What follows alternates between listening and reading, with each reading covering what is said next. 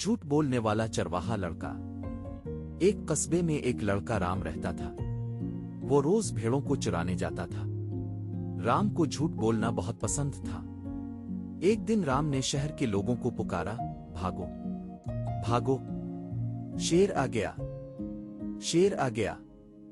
तमाम लोग दौड़े हुए आए, लेकिन वहां कोई शेर नहीं था।